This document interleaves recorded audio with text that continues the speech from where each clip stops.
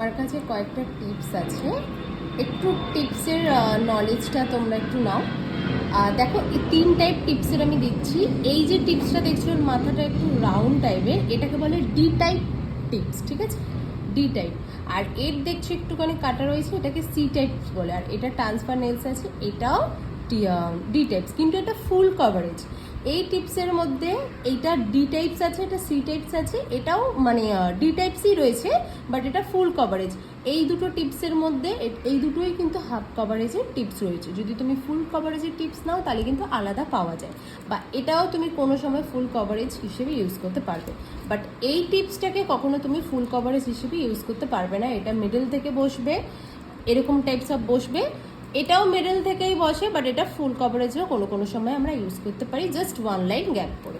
তাহলে এই দুটো টিপসকে কী কী টিপস বলা হয় সেটা মাথায় থাকলো। এটা সি টাইপস আর এটাকে বলা হয় ডি টাইপ টিপস, ঠিক।